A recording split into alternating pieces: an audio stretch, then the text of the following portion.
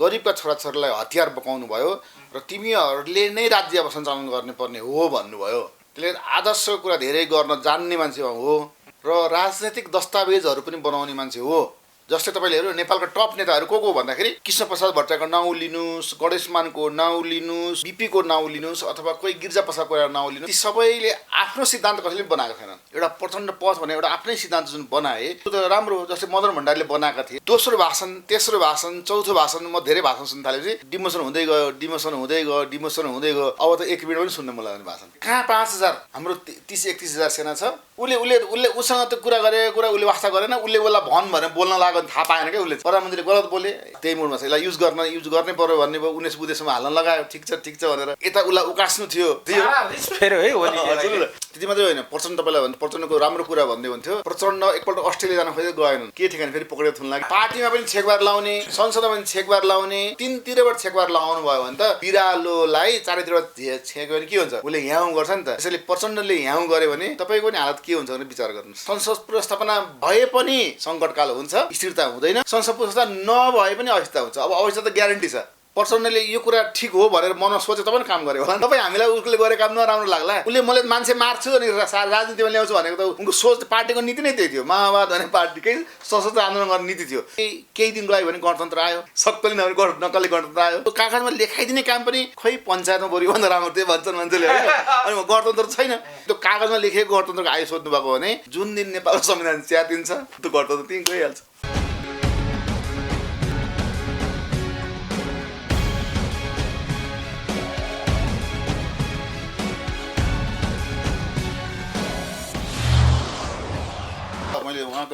उहाँले पहिलो पटक चुनाव जित्दाखेरि उहाँको राम्रो कामहरू मैले 10वटा एफएमए इन्टरभ्यू दिएको थिएँ, 10वटा बनाएर पोइन्ट भनेर।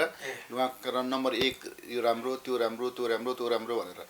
सबभन्दा पहिले त के थियो भने उहाँको सबभन्दा ठुलो कुरा नेपालको गरिबहरूलाई होइन, नेपालको गरिबहरूलाई उहाँले के गर्नुभयो, देशमा अब केही हुन्छ भन्ने आश जगाउनु भयो है।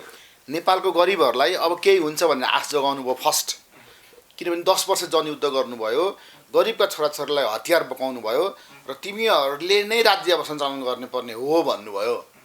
त्यसले आदर्शको कुरा धेरै गर्न जान्ने मान्छे हो र राजनैतिक दस्तावेजहरू पनि बनाउने मान्छे हो। जस्तै तपाईँले हेर्नु नेपालका टप नेताहरू को भन्दाखेरि कृष्णप्रसाद भट्टराईको नाउँ लिनुहोस्, गणेशमानको नाउँ लिनुहोस् अथवा बीपीको नाउँ लिनुहोस् अथवा कोही गिरिजाप्रसाद कोइरालाको नाउँ लिनुहोस्, सूर्यबहादुर थापाको नाउँ लिनुहोस्, ती सबैले आफ्नो सिद्धान्त कसैले पनि बनाएको छैनन्। तर उनले प्रचण्ड पथ बनाए होइन। एउटा प्रचण्ड पथ भने एउटा आफ्नै सिद्धान्त जुन बनाए त्यो त राम्रो, जस्तै मदन भण्डारीले बनाएका थिए बौद्ध जनताको बौद्ध जनवाद, त्यस्तै उनले पनि प्रचण्ड पथ बनाए। त्यो कम गजबको कुरा होइन नि। राजनीति गर्ने मान्छेको राजनीतिक पेसाको धर्म त उसले निभाए, आफ्नै सिद्धान्त बनाए। त्यो लागु नहोस् भन्ने कुरा हो। उसलाई लागु गर्न पनि कसले दिएन भन्दाखेरि विदेशी दबाबले हो। उनले त के सोचेका थिए भनेदेखि म देशको लागि केही गरौँ भन्ने लागेका थिए। तर उनले आफै भनेका छन्, मलाई फर्स्ट टाइम उनले जब बालुवाडाँडा भाषण गरे त्यो भाषणको बेलामा उनले जुन शब्द तौलिएर बोलेका छन् नि, प्रत्येक शब्दको अर्थ थियो। त्यो गीता के अरे हुन्छ नि, गीतामा सन्देश जुन हुन्छ नि कृष्ण भगवानको, त्यो मिनी कृष्ण गीता जस्तै थियो। त्यसलाई भन्नु पहिलो भाषण प्रचण्डको मिनी गीता थियो। तर दोस्रो भाषण, तेस्रो भाषण, चौथो भाषण, म धेरै भाषण सुन्न थालेपछि अनि त्यो डिमोसन हुँदै गयो, डिमोसन हुँदै गयो, डिमोसन हुँदै गयो। अब त 1 मिनट पनि सुन्न मन लाग्ने भाषण भनेपछि किन आफू किन त्यो भयो भन्दाखेरि के हुँदो रहेछ भने हामी जे पाए त खाए मोटाउँछौँ भन्ने हुन्छ नि त। स्लिम भन्दा राम्रो हो होइन। तर यो खायो, त्यो खायो, मिठाई खायो, गुलियो खायो, मोटाउनु थाल्छ अनि भद्दा हुन्छ नि। प्रचण्डजी पनि त्यही भयो। राजनीतिमा सुरुमा मिनी गीता लेख्ने प्रचण्डज्यूले बिस्तारै त्यो खानुभयो, ऊ खानुभयो, उताको साथ चाख्नु, उता चाख्नु, उहाँ भद्दा हुनुभयो। उहाँको राजनीतिक सिद्धान्त भद्दा भएर गयो। अर्थात् उहाँको प्रचण्ड पथ पुँजीवादको चास्नीमा गएर डुब्यो है। पुँजीवादको चास्नीमा डुबो त फेरि रमाउनु भयो क्या। उहाँ फेरि मोहन वैद्य रमाउनु भएन नि। मोहन वैद्यले त संविधान सभाको सदस्यमा राजीनामा दिएर आउनुभयो, यो म संसदीय व्यवस्था मान्दिनँ भनेर। तर उहाँ त त्यसैमा रमाउनु भयो। भनेपछि उहाँको एउटा खुबी के छ भने जेमा पनि रमाउने हुन्छ नि। त्यो त खुबी नै हो नि त। पुँजीवाला पनि रमाउने, भ्रष्टाचारमा पनि रमाउने, होइन, छोराले गरेको भ्रष्टाचार पनि ठिकै छ भन्ने, होइन, आफ्नो पार्टीले गरेको भ्रष्टाचार पनि ठिकै छ भन्ने, कसैले दान दक्षिणा दियो भने, पैसा दियो भने ग्रहण गर्ने, खुसी खुसी ग्रहण गर्ने, यो पैसा पाउँदो रहेछ भन्ने कुरा। तर उहाँले एउटा इन्टरभ्यू उहाँको मैले सुनेको छु, जुन रूपमा के नै गरिन्छ भनेर आएका थियौँ हामी, तर त्यो नेपालको निजामती कर्मचारीहरूको जुन चक्रव्यूहमा जब हामी फस्यौँ, त्यस पछाडि त हामी त यता पनि हामी बन्दमा पऱ्यौँ, उता पनि हामी बन्दमा पऱ्यौँ। हामीले बोलेको त केही हुँदो रहेछ। अनेक नियम कानुन जाल जेल, यो तह त्यो मान्छे त्यो गुट, यस्ता सबै मिलाउँदै लास्टमा के देख्यो भनेदेखि चुनावमा त जतिसुकै सिद्धान्त भए पनि नखुवाई नपियाई पैसा खर्च नगरी नहुँदो रहेछ। अनि चुनावमा पैसा खर्च गर्न त पैसा चाहियो, व्हाइट मनीले त छैन, अनि ब्ल्याक मनी चाहियो। आज ब्ल्याक मनीको आदत बस्यो, भोलि ब्ल्याक मनीको आदत बस्यो, बस्दा बस्दै के हो भनेदेखि त्यसमा उनीहरूको लत बस्यो, एडिक्ट भयो। भनेपछि प्रचण्ड ब्ल्याक मनीको एडिक्ट हुन् भन्नुपर्छ, उसको अब विशेषण भएछ, उनी ब्ल्याक मनीको एडिक्ट हुन्, ब्ल्याक मनीको एडिक्ट होइन उनी हुन्। अब त्यसमा तपाईँले के गर्नु पर्यो भनेदेखि यदि प्रचण्डलाई तपाईँले कहिलेकाहीँ सिरियसली गफ गर्नुभयो भने कहिलेकाहीँ उनले के पारिवारिक कुराहरू जुन हुन्छ नि, पारिवारिक कुराहरू उनले जुन गर्छन् अथवा सामाजिक कुराहरू जुन गर्छन्, यो गर्न पाए हुन्थ्यो भन्ने मेरो भित्र चाहना छ भन्छन्, तर त्यो चाहना पुरा गर्न सकिरहेका हुँदैनन्। एक दिन मलाई याद छ, मजदुरहरूको एउटा अन्तर्राष्ट्रिय मजदुर दिवस थियो, काठमाडौँको टुटी खेलमा उनले भाषण गर्ने कुरा थियो है। त्यो त अब त्यो टुटी खेलमा त्यो श्रमिक दिवस ठुलो कार्यक्रम थियो उनीहरूको। यहाँको टुटी खेलको प्रचण्डले के अरे बोल्ने प्रथम प्रमुख वक्ता भनेर 1 महिनादेखि हल्ला थियो। लाखभन्दा बढी मान्छे आएका थिए त्यतिखेर। कम्युनिस्ट के अरे माओवादी खुब चल्दै थियो।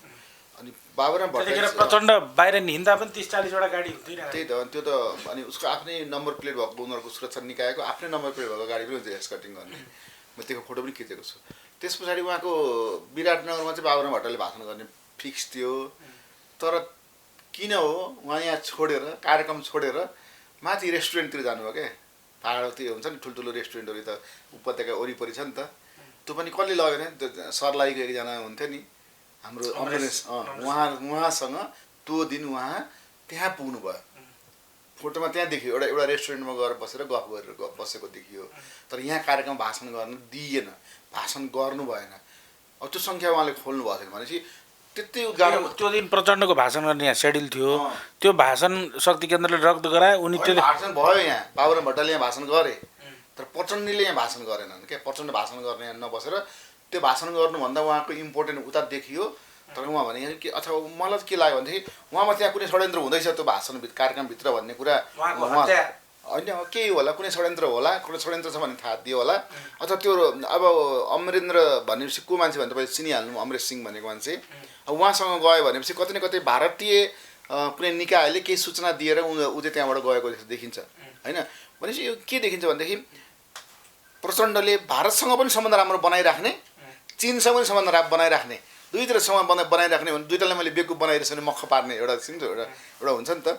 त्यो देखियो। अहिले पनि मान्छेलाई ठ्याक्क थाहा छैन क्या प्रचण्ड के हुन् त भनेर, भारतका हुन् कि चिनको हुन् भन्ने अहिले पनि मान्छेले यकिन गर्न सक्दैन। एउटै प्रचण्डको दुईवटा अनुहार भएको छ क्या, दुईवटा अनुहार बनाउन सक्ने भएका छन्। चिनसँग म तिमीहरूसँगै छु भन्ने पनि देखाउन सक्ने भएका छन्, भारतसँग म तपाईँहरूसँगै छु भन्ने देखाउन सक्ने भएको छ। दुईटैसँग मिल्न सक्ने भने त्यो त एउटा डबल खुबी हो नि त। त्यो खुबी पनि उनीसँग छ हेर्नुहोस्। र अर्को कुरा के छ भने जहाँ चुनाव गए पनि जित्छन् भन्ने देखिएको छ क्या। सिराहामा गए जितिहाले होइन, हारे पनि जिताइहाल्यो। जसरी जिते नि त, जिते चुनाव भनेको त टिकडम न हो। त्यो टिकडम जे गरे पनि जिते, साम दाम डन्न भेट जे प्रयोग गरे। तिनले के गरे भनेदेखि चितवन गएर जिते होइन। जहाँ पनि जित्न सक्ने व्यक्ति को हो भन्दाखेरि प्रचण्ड भन्ने एउटा ब्रान्ड त बस्यो नि त उहाँ। तर उनी के नि प्रचण्डको एउटा अर्को विशेषता छ।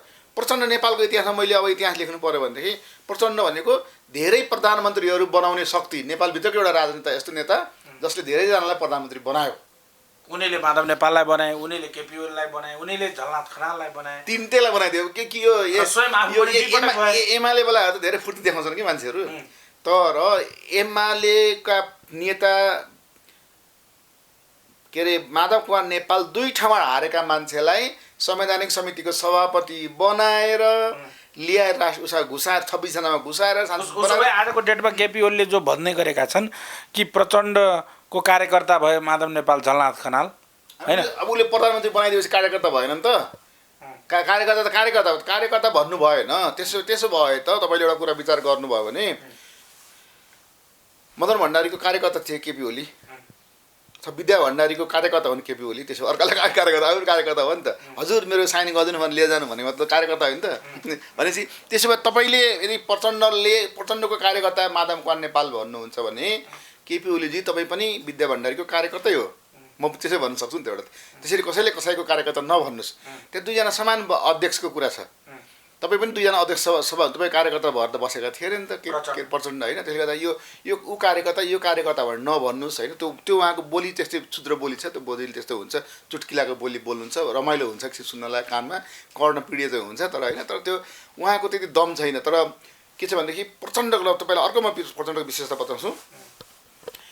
प्रचण्डले भूमिगत कालमा जुन किसिमले लामो समयसम्म के अरे माओवादीको नेतृत्व गरे, आखिरमा त्यही भारतसँग मिलेर गए पनि भारतलाई त बेकु बनाएर गरे नि त होइन। उनले भारतलाई बेकु बनाउन सफल भयो नि त। किन भारतले त यसले मैले जे भने त्यही गर्छ भन्ने सोचेको थियो, तर त्यो त गरेनन्। उसले बिचमा ब्रेक पनि लगाउँथे होइन। ब्रेक लगाउँथे भने त के भने भारतले के भनेको छ भनेदेखि नि नेपालका सबै नेताहरू हामीसँग केही न केही स्वार्थ लिएर मागेर केही कुरा माग्नलाई कुरा गर्न आउँछन्, तर एउटा प्रचण्ड नै यस्तो व्यक्ति हो जो हामीसँग आँखा जुदाएर कुरा गर्छ। नेपालको नेताहरूमध्ये हामीसँग आँखा जुदाएर कुरा गर्ने भनेको प्रचण्ड नै हो भनेर उनीहरूले स्वीकार गरेका छन्। त्यसले गर्दा यो पनि के भन्छ उसको लागि प्लस पोइन्ट हो नि, हाम्रो लागि त प्लस पोइन्ट एउटा। पहिलोपटक इतिहासमा बानेश्वरमा उभिएर हामी दिल्लीसँग वार्ता गर्छौँ भन्ने पनि उनी नै हो होइन। त्यो त दिल्लीसँग वार्ता नेपालको केही पनि हुँदैन। उसले के भन्छ भने यहाँको सबै बनाइदिने, तिमीहरूलाई बनाइदिने, कुनै सरकार बनाइदिने सब दिल्ली हो, त्यसले हामी दिल्लीसँगै वार्ता तिमीहरूसँग के गर्ने भन्ने कुरा हुन्छ। त त्यो उसले त सबै बुझेका छन् नि त। आफूलाई पनि त्यसले चलाएको थियो, यिनीहरूलाई पनि त्यसैले चलाएको होला भन्ने त भयो उहाँलाई होइन। यो चलाएको होला भन्ने भयो। अनि त्यसैले त्यो उसले दिल्लीको सम्झना ढङढङ त्यो आइहाल्छ नि त, कहिले काहीँ सपनामा देखिन्छ होला, विपनामा देखिन्छ होला। तर यति हुँदाहुँदै पनि बिचरा हेर्नुहोस् है, छोराको दुर्घटना भयो होइन, छोराको मृत्यु भयो, श्रीमती त्यस्तो बिरामी हुनुहुन्छ, त्यस्तो पारिवारिक रूपमा उनीहरूलाई छोराले विवाह के अरे मृत्युभन्दा पनि अगाडिको जुन गरेको क्रियाकलापहरूमा कति ठेस पुग्थ्यो होइन, कति उसलाई कति हुन्थ्यो, कति नाना थरी कुराहरू आउँथ्यो। तर सबैलाई पचाएर भए पनि राजनीतिको नेतृत्व छोडेनन् के है, राजनीतिको उनी गलेनन् के। भनेपछि उसले त्यो परिवारवादमा हुन्, सबै छोरीलाई बुहारीलाई कसलाई मन्त्री बनाए, जिताए, के अरे मेयर बनाए भन्ने कुराहरू त छ, परिवारवादको लोभ छ। तर परिवारको दुर्घटना हुँदाखेरि पनि उनले त्यसमा आफू गलेनन् के। जुन स्पिडमा राजनीतिमा गइरहेको थियो, चुनावमा गइरहेको थिए, त्यो स्पिडलाई उनले कम गरेनन्। यहाँ दुःख छ, घरमा के अरे छोराको मृत्यु भएको छ, तर त्यही पनि उनले के गरे भनेदेखि राजनैतिक अभियानलाई, चुनावी अभियानलाई उनले रोकेनन्। त्यस्तो हिम्मत भएको व्यक्ति भनेको त लडतर मान्छे हुँदैन नि त। त्यसैले यो पनि उनको प्लस पोइन्ट हो। त्यस पछाडि उनले के गरेछ भनेदेखि गरिबहरूलाई पैसा आओस् भन्ने चाहेको, किन संविधान सभामा 600 अरब पैसा खर्च भयो। 600 अरबमा कति पैसा उनले राखे थाहा छैन होइन, कति भागवण्ड पर्यो, प्रचण्डको क्यान्टनमेन्ट अन्तर्गत गएर कति पैसा आयो भन्ने कुरा जे होस्। तर के देखिन्छ भनेदेखि नेपाल सरकारले आफै त पैसा दिन सक्दैन थियो नि तिनीहरूलाई त। कति विदेशीको पैसा आयो, विदेशीले तालिम दिए।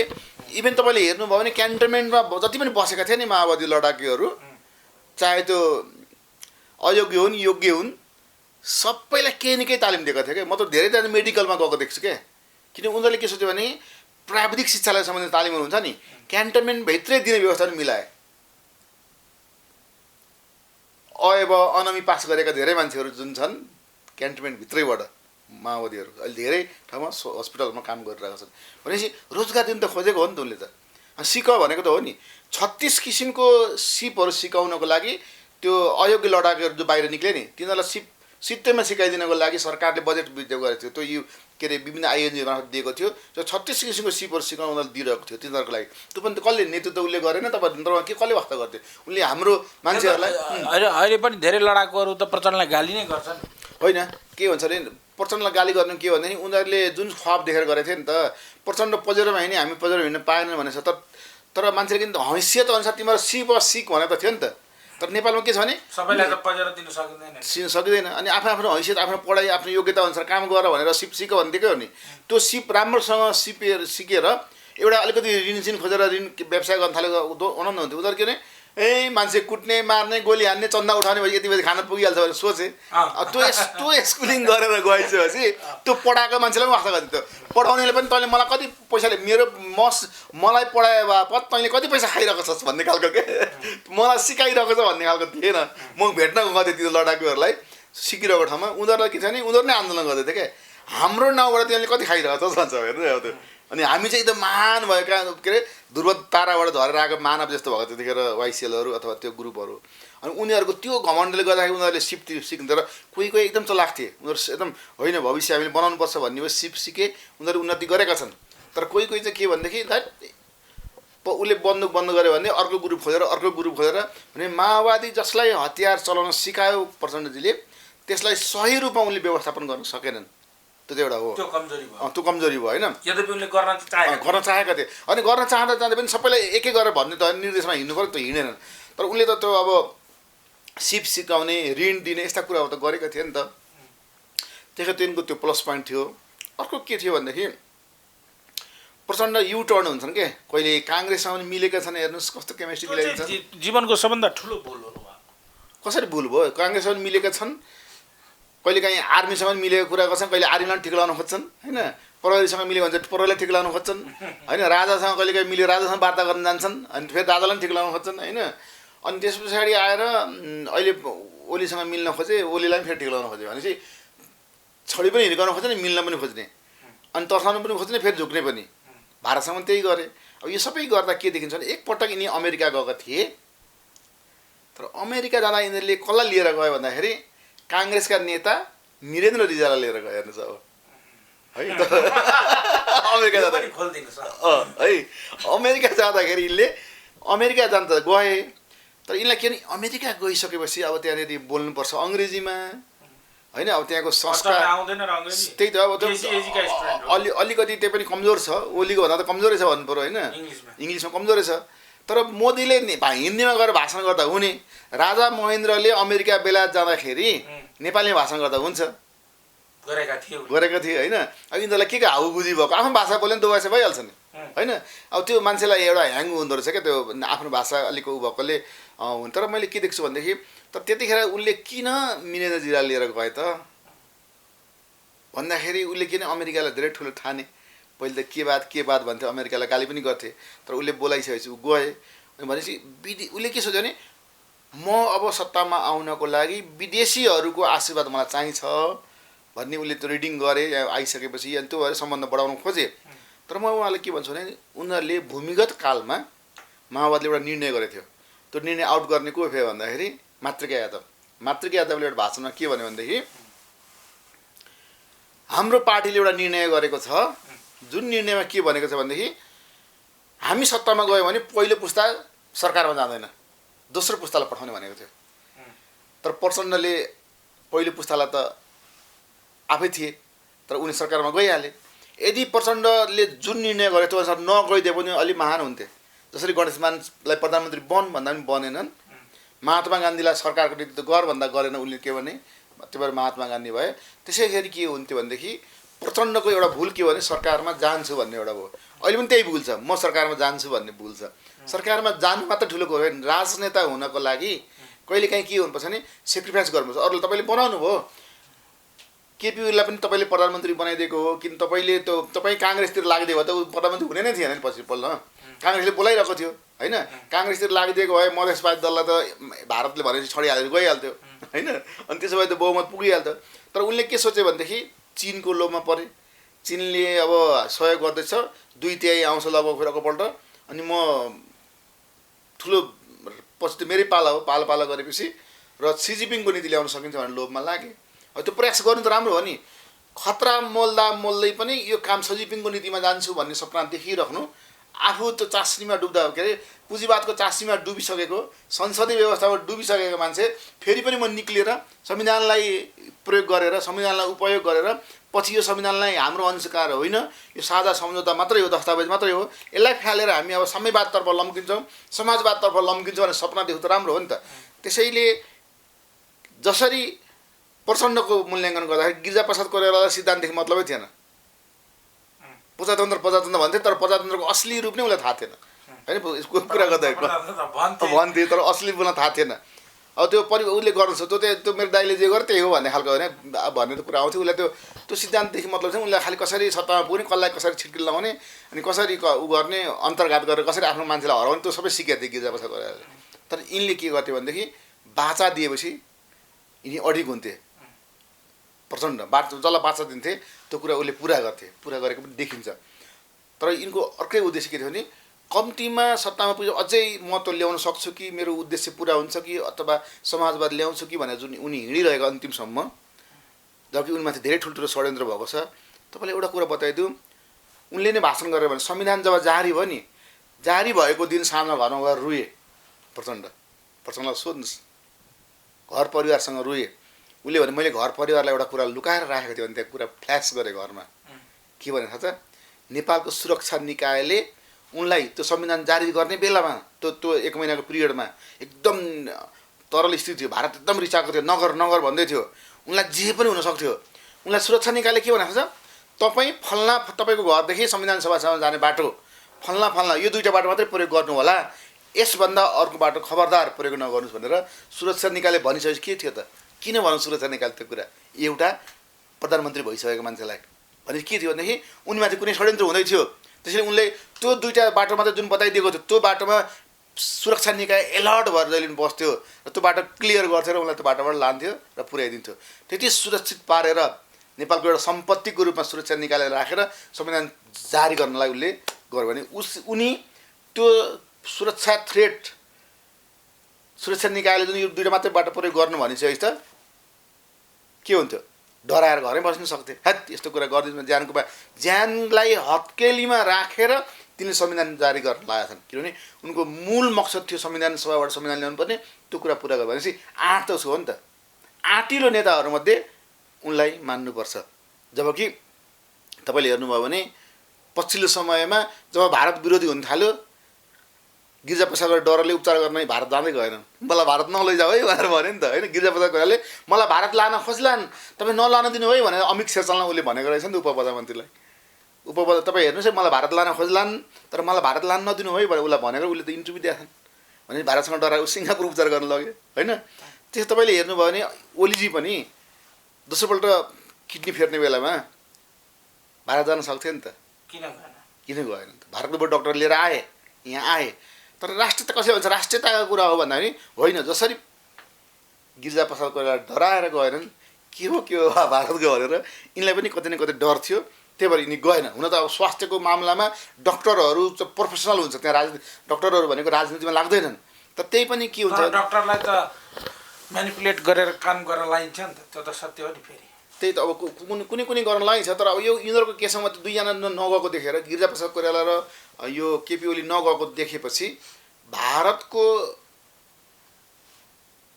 सँग त्रसित हुने मान्छेहरू त्यहाँ उपचार गराउन डराउनु। प्रचण्डको हत्या गर्न खोजिएको थियो संविधान सभा जारी हुनु अगाडि होइन, त्यो त प्रचण्डजीले जसले भने नि 2टा मात्रै बाटो हिँड्नु भनेर मलाई सुरक्षा निकायले भनेको थियो, अरू बाटोमा नहिँड्नुहोस् खतरा छ भनेर भनेको थियो। त्यति हुँदा म गएर संविधान जारी गरेँ भने म घरमा गएर रुएका छन् जब पारित भइसकेपछि। अनि यसको मतलब के हो त? यसको आँगा त अलङ्कार बुझ्नु पऱ्यो। अब त्यो त के थियो भनेको त प्रचण्डजीले नै पत्रकारहरूले सोध्नुभयो, तपाईँहरूको के अरे प्रचण्डजीसँग पाउँछ होला नि त, कहिले काहीँ भेटेको देख्छ तपाईँहरूले इन्टरभ्यू लिइरहेको मिडियाकर्मीहरूले, तपाईँले भन्नु पऱ्यो 2टा बाटो मात्रै जुन तपाईँलाई छुट्याइदिएको थियो के थियो त्यसमा त? अब सुरक्षा निकाल तपाईँलाई भनेनन्, के न के त भनेको थियो, अलिक कङ्क्रिटमा खोतल्यो भने त्यो कुरा आउँछ। त्यसले गर्दा प्रचण्डजीलाई त्यो थ्रेट थियो भनिन्छ। तर के छ भने प्रचण्डजीले यति हुँदाहुँदै पनि जुन संविधान जारी गर्न लगाएन त, यो संविधान किन पहिलोपटक संविधान सभा भङ्ग भएको थियो, बाबुराम भट्टराई हुँदाखेरि भङ्ग गराइदिएको थियो होइन, तर प्रचण्डलाई त्यो पनि थियो। दोस्रो पटक त भयो, त्यो पनि अब यसमा चाहिँ उनीहरूले भङ्ग गराउन सकेनन्। तर संविधान त जारी नहोस् अथवा हिन्दू धर्म आओस् भन्ने चाहना त उसो भारत थियो। त्यसले गर्दा के थियो भने भारतले पेल्दै पनि भारतसँग आँखा जुदाएर कुरा गर्ने हिम्मत भएकोले नै प्रचण्डले संविधान जारी गर्न लागेको थिए। तर पहिलो सुन्नुहोस् है, संविधान सभाको पहिलो बैठकबाट राष्ट्र संस्थाको अन्त्य भयो। तर त्यो पहिलो बैठकमा केपी ओली थिएन। त्यसले तिन चुनाव हारेको थिए। त्यसैले राज संस्थाको अन्त्य गर्नका जुन घोषणा गरिएको थियो, त्यहाँ भोटिङ भएको थियो, त्यो भोटिङमा केपी ओलीको हस्ताक्षर छैन, किन उनी चुनाव हारेका थिए। यति कुरा बुझ्नुहोस् है। अब अहिले उनले संसद भङ्ग गरे, अहिले संसद भङ्ग गरे भनिसकेपछि उनलाई के थियो भने संविधान सभा नै उनलाई सुरुमै उनलाई चुनाव हारेकोले उनलाई त्यो के अरे संविधान सभा नै उनलाई मन परेको थिएन, नम्बर 1। नम्बर 2, माओवादीले जुन आतङ्क मचाइरहेको थियो, हामी पो यहाँ नम्बर 1 कम्युनिस्ट भनेको थियो, नयाँ कहाँबाट भाउँदो आयो भन्ने भएर यसलाई चाहिँ कहिले पनि अगाडि बढ्न दिने उनी चाहँदैन थिए KP Oli. Number 3। Number 2, number 3 के भनेदेखि सत्तामा पुग्नको लागि उनले के भन्छ भने संहिता पनि उनलाई मन परेको छैन, अब राज संस्था हटाएको पनि उनलाई मन परेको थिएन। यी सबै कुराहरूले गर्दा के देखिन्छ भने अब अहिलेको माहौलै त्यही छ। त्यही भएर मैले मान्ने प्रचण्डले भनेकै हो नि, त्यो माहौल अनुसार चलेको भने गिरिजाप्रसाद कुरा पनि त्यही माहौल अनुसार चले, माहौलले जे भन्यो त्यही अनुसार ढलेर गए। ओली पनि त्यही माहौल अनुसार ढलेर गएको थियो। तर जब ओली अब शक्तिमा आए, अब आफूले सबै चुस्ने चास्नी जुन प्राप्त गरिसके, रस सबै चुसिसके सत्ताको होइन, त्यो चुसिसकेपछि अब खोस्टा फाल्ने बेलामा किन त्यसलाई चुस्न बाँकी दिनु के अरे प्रचण्डलाई भनेर अब यसलाई त दिनुभन्दा बरु यसले जे ल्यायो त्यसलाई चाहिँ अब मटिया मेट गराएर त्यही सँगसँगै यसलाई पनि भड्कामा पारिदिएर अब फेरि पुरानो जुन कुराहरू यथावत थियो अथवा जुन कुरा मलाई अलिअलि मन थियो होस् भन्ने कुरा, संहिता नहोस् भन्ने कुरा, त्यसमा उनले प्रचण्डलाई तल पार्नलाई सफल भइरहेका छन्, स्टेप अगाडि बढिरहेको छ।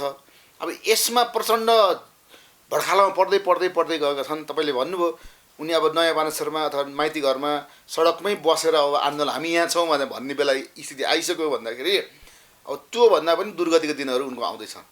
तर प्रचण्डको अब त्यो जस्तो उनको दुर्गति कस्तो भनेदेखि अब सडकमा आए, सडकमा बोले।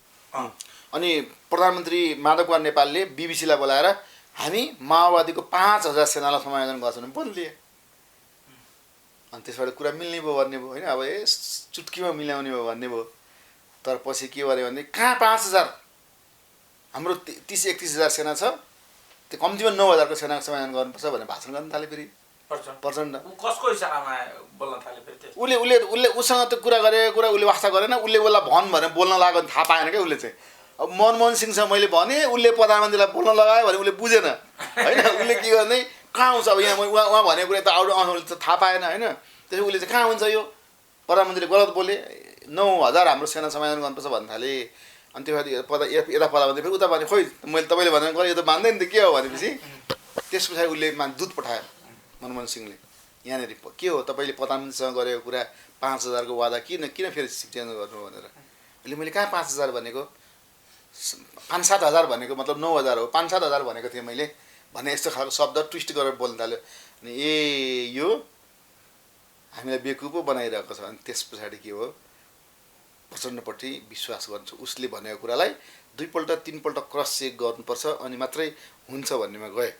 अहिले पनि भारत त्यही मुडमा छ, यसलाई युज गर्नै पर्यो भन्ने भयो। 19 बुधेसम्म हाल्न लगायो, ठिक छ भनेर। यता उसलाई उकास्नु थियो कोट के अरे खाटा बसेका घाउहरू जुन थियो नि, पहिलो संविधान सभामा माओवादीले उसलाई हराइदिएको थियो ओलीलाई, त्यो रिस त माओवादीसँग थियो, माओवादीले हराइदिएको उसलाई त होइन, माओवादीले त हराइदिएको रिस उसलाई त थियो।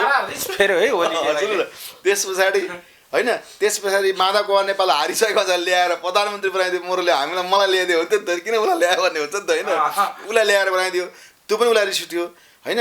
झलनाथ खनालसँग उसको रिसिपी थियो, ओली र झलनाथ गुरु, झलनाथ खनाल ल्याएर प्रधानमन्त्री बनाइदियो, त्यो पनि उसलाई रिस उठेको थियो। मेरो पालो चाहिँ कहिले ल्याउँछ तँलाई, यसलाई अरू ल्याउँछ, यसलाई चाहिँ म पायो भने अलिअलि के भन्यो आफू हुन त खोज्यो मिलायो, अनि पख त मेरो म्याच सकिँदैन त्यो तँलाई म ठिक पारिहाल्छु नि भन्ने भयो। त्यो रिस राख्यो, त्यो प्रत्येक एक स्टेपको रिसहरू उनले राखे र जुन रिस अहिले फेर्दैछन् भनेपछि अब के हो भनेदेखि फेरि भारतले पनि उसलाई के गर्यो प्रचण्डलाई एकपल्ट जेन्टलम्यान एग्रिमेन्ट भङ्ग भइसकेपछि युज भयो। भारतलाई नमान्दा ज्ञानेन्द्र समाप्त, गिरिजा समाप्त, अब प्रचण्डको सिद्धिने बेला भएको छ। उसले त नमानेको छैन, भारतलाई मानिरहेको छन्, भारतलाई मानिरहेको छ। तर उसले भारतलाई मान्दै पनि बिचमा जब उसले चीनको कुरा पनि मानिदिन्छ नि, बिहार है चीनको कुरा पनि मानिदिन्छ नि, त्यस पछाडि योलाई पावरमा लानिदिनु हुँदैन, युज गर्नुपर्छ भन्नेमा गएको छ भारत। पावरमा चाहिँ यसलाई जानिदिनु हुँदैन प्रचण्डलाई। तर तर यसलाई यहाँलाई चाहिँ युज गर्नुपर्छ भन्ने कुरा भएको छ होइन। त्यो हुनुपर्ने मतलब के भनेदेखि कम्तीमा राष्ट्रियताको मामलामा त केपी ओली भन्दा त प्रचण्ड ठिक रहेछ भन्ने देखियो नि त अहिले त। यिनी त सत्ताको लागि जे पनि गर्दो रहेछन्, सत्ता बचाउन न के अरे सत्ता जान आँटिसकेको थियो अनिखेर यो नक्सा ल्याएको। प्रचण्डको इच्छा बगैर प्रेम राई अख्तियार प्रमुख बने होइन, उनको एक्जिक्युसन भइसकेपछि प्रचण्ड चाहिँ भुमरीमा पर्ने निश्चित थियो। अब यी सारा कुराहरू देखेपछि प्रचण्डले अविश्वास प्रस्तावतिर जाने वातावरण अगाडि बढाए। अब त्यसको अन्तिम क्षणमा ओली प्रचण्डलाई भेट्न आए। अब पनि प्रचण्ड नमानिसकेपछि संसद भङ्ग गरियो। त्यति मात्रै होइन, प्रचण्ड तपाईँलाई भन्नु प्रचण्डको राम्रो कुरा भन्दै हुन्थ्यो। प्रचण्ड एकपल्ट अस्ट्रेलिया जान खोजेर गएनन्, के ठिकाना फेरि पक्रेर थुन लाग्यो भन्ने मानव अधिकारको विभिन्न मुद्दाहरू कता विश्वमा छ। अमेरिका जाँदैन यिनी, बेलायत जाँदैन यिनी, त्यही चीन त्यही भारत जाने हो, त्यही सिङ्गापुर जाने हो, थाइल्यान्ड जाने हो, यतातिर त त्यो चल्दैन। भनेपछि तिनी जुन देशमा प्योर मानव अधिकारको कुरा हुन्छ त्यो देशमा जाने यिनी झस्किरहन्छन्। यिनको मुटु किन थर्किन्छ भन्दाखेरि यिनले त्यो 5000 जिम्मा लिएका छन् मारेको भनेर, त्यो चाहिँ कमजोरी भयो, त्यसरी लिनु हुँदैन थियो। अनि ओलीले लेखेकै छ त्यहाँनिर, तपाईँले त्यो 5000 जिम्मै किन लिनु पर्थ्यो, म भाषण गरेर प्रमाणसहित दिने मैले जिम्मा लिन्छु भनेर, यो त गर्नु हुँदैन थियो भन्ने कुराले त्यो उसले प्रतिवेदनमा लेखेको त होइन। अब त्यति सबै कुरा गर्दाखेरि चाहिँ अब फसाउनु पऱ्यो भने नि कसैलाई, सत्तामा नभएको मान्छेलाई फसाउनु पऱ्यो भने धेरै प्रमाणहरू जुटाइरहनु पर्दैन। त्यो केही प्रमाणहरू छ जुन प्रमाणहरू अलरेडी तयार छ प्रचण्डको विरुद्ध। प्रचण्डलाई अलिकति अप्ठ्यारो छ। तर अब म चाहिँ के भन्छु भनेदेखि प्रचण्ड मात्रै होइन, धेरैले त्यस्ता नराम्रो काम गरेर अगाडि आएका छन् राजनीतिमा। सबै मतलब कोही पनि दुधले धोएका राजनीतिक नेताहरू छैनन् होइन। त्यसलाई प्रचण्डलाई कारबाही गर्ने, प्रचण्डलाई दुःख दिने भन्दा पनि सबैलाई कुनै न कुनै ठाउँमा एडजस्ट गराएर अहिले शक्ति ओलीसँग छ। ओलीलाई के सन्देश छ होइन। अब ओली यसो छ, ओलीको प्रचण्डलाई जेलमा हाल्यो भने ओली चाहिँ आफू बच्छन् त, उनको अस्तित्व रहन्छ होइन। ओलीको अब ओलीलाई के छ भने सुन्नुहोस् है, जे आँटेका छन् उसले पुरा गरेका छन्। जनआस्थाको सम्पादकलाई त्यो प्रेस काउन्सिलबाट हटाउनलाई के गरेर देखिहाल्नु भयो होइन, अनेक गरे। मुद्दासित उसले पनि जित्नु पऱ्यो, त्यो पनि लास्टमा के पऱ्यो हटाए अर्कोलाई राखे, किशोर श्रेष्ठजी। त्यस पछाडि तपाईँले जसलाई उसले माइनस गर्नुपर्ने छ त्यो मान्छेलाई माइनस गरेर छोडेका छन्। र यो उनी बरु आफ्नो पद धारापमा परोस्, तर प्रचण्डलाई उनले छोड्नेवाला छैनन्। कसले भन्दाखेरि केपी ओलीले। त्यसले उनलाई जेलमा हालेपछि मात्रै उनलाई सन्तुष्टि हुन्छ होला भन्ने मलाई लागेको छ। अब त्यो भएर प्रचण्डलाई अरू मान्छे जस्तो मैले पनि 17000 मान्छे मारेँ भन्दाखेरि मान्छे मरेको धेरै घटना मलाई पनि थाहा छ, रिपोर्टिङ गरेको छु नि त। सबैमा ऊ दोषी छैन होइन। नेपाली सेना पनि दोषी छ होइन, नेपाल प्रहरी पनि दोषी छ होइन, माओवादी पनि दोषी होला, सबै छन् दोषी। नेपाल सरकार दोषी छ, काङ्ग्रेसको सरकार दोषी छ। त्यतिखेर अब यो सबै हेर्दाखेरि के देखिन्छ भनेदेखि केपी ओलीले जति कडाइका साथ प्रचण्डलाई माइनस गर्दै गइरहेका छन्, कम्तीमा विचार ऊ पनि कम्युनिस्टै हुनु भने विचार गर्नु पऱ्यो क्या केपी ओलीले। तपाईँ कम्युनिस्ट हो कि होइन थाहा छैन मलाई फेरि है। अब कम्युनिस्टको नाउँबाट कम्युनिस्टको खोड ओढेर सत्तामा पुग्नु भएको भए तपाईँले प्रचण्डलाई तह लाउनु ठिकै हो। तर तपाईँ साँच्चै प्योर कम्युनिस्ट हो भने, कमरेड हो भने प्रचण्डले तपाईँलाई पनि एकपल्ट प्रधानमन्त्री बनाइदिएकै हुन्, 2 पटक। त्यही त प्रचण्डले पटक बनाइदिएकै हुन्। यो कुरा गर्दाखेरि तपाईँले प्रचण्डप्रति केपी ओली अलि लिबरल हुनु पऱ्यो। कारबाही गर्ने कुरा यस्तै उस्तै हो, राजनीतिमा आउनु दिनु पऱ्यो। म त अझ के भन्छु, यो जुन पार्टी छ नि अहिलेको जुन सुदे चिन्ह भएको, यो चिन्ह भएको पार्टी पनि बरु त्यही प्रचण्ड र अथवा माधव नेपाल जिम्मा लगाइदिनु पऱ्यो। काङ्ग्रेस भयो जस्तै उतातिर इन्डियामा पहिले। त्यसै गरी तपाईँले पनि नेकपा एमाले जुन दर्ता गरिरहनु भएको छ नि, त हामीलाई थाहा छ नि तपाईँले दर्ता गरे ओलीले नै इन्कार गर्दै हुन्छ। तर त्यसैलाई लिएर अगाडि बढ्नु पऱ्यो। त्यो गर्नुभयो भने ठिक हुन्छ। तर सबै कुरा पार्टीमा पनि छेकबार लाउने, संसदमा पनि छेकबार लाउने, अनि मुद्दाहरू लगाएर फ्याँक्छ। तिनतिरबाट छेकबार लगाउनु भयो भने त बिरालोलाई चारैतिरबाट छेक्यो भने के हुन्छ, उसले ह्याउ गर्छ नि त। त्यसैले प्रचण्डले ह्याउ गर्यो भने तपाईँको पनि हालत के हुन्छ भने विचार गर्नुहोस्। जुन संसदलाई राजा ज्ञानेन्द्रले बिउत्याए त्यही संसदको पहिलो मिटिङबाट ज्ञानेन्द्रको गद्दीबाट आउट गरियो। अब संसद पुनर्स्थापित गर्ने गल्ती गर्ला नि ओलीले। होइन ओलीले गर्ने भन्ने कुरै भन्दैन। संसद पुनर्स्थापना भनेको अब त सर्वोच्च अदालतको कुरा हो। ओलीले गर्ने नगर्ने कुरा आउँदैन, किन अदालतमा मुद्दा परेको छ। त्यसैले संसद पुनर्स्थापना हुन्छ हुँदैन भन्ने अदालतले गर्ने निर्णय हो। अदालतलाई चाइनाले के प्रेसर दिन्छ होइन, अथवा इन्टर के, तर अहिलेको अदालतको अनुहार हेर्दाखेरि चाहिँ उनीहरूले संसद पुनर्स्थापना गर्छन् जस्तो मलाई लाग्दैन होइन। तर संसद पुनर्स्थापना भए पनि सङ्कटकाल हुन्छ, स्थिरता हुँदैन। संसद पुनर्स्थापना नभए पनि अस्थिरता हुन्छ। अब अवस्था त ग्यारेन्टी छ भए पनि भयो। अब यो संसद पुनर्स्थापन हुन्छ कि हुँदैन भन्ने कुरा मैले अब सोचेकै छैन। जसरी पनि अस्थिरता हुन्छ, सङ्कटकाल लाग्छ, सेनाको हातमा देश जान्छ। हो, जसरी पनि सङ्कटकाल लाग्छ, के अरे अप्ठ्यारो हुन्छ। त्यो तपाईँले अहिले म तपाईँलाई बताइदिउँ, अहिले नपुगे भने पनि के अरे संसद पुनर्स्थापना भयो भने पनि कसैले पनि सरकार बनाउन सक्दैन। यति गन्जा गर्नुहुन्छ। भारतले बनाउनु दिँदैन। अर्को भारत यो भङ्ग भने के भने संविधान च्यात्न छ उसलाई। अनि संविधान च्यात्न योभन्दा सुवर्ण अवसर उसले के पाउँछ? ऊ भारत त्यो काममा लागिरहेछ, यिनीहरू सरकार बनाउने, को प्रधानमन्त्री हुने कुरा। त्यो खप त बेकार छ। को प्रधानमन्त्री को भनेको यो खप बेकार छ। बरु भारतले नयाँ कुरा गर्दैछ, एउटा नयाँ स्वच्छ मान्छेलाई ल्याउँ भन्दैछ। यो बस पनि खुब चलिरहेछ। प्रज्वल शमशेर राणा स्वच्छ हुन् त? होइन, प्रज्वल शमशेर राणा भन्दा पनि स्वच्छ भनेर ल्याउन खोजेको उनीहरूले बाबुराम भट्टराईलाई हो। जनता उनीहरू स्वच्छ भन्ने अनि बाबुराम भट्टराईले ल्याउन खोज्ने हो होइन।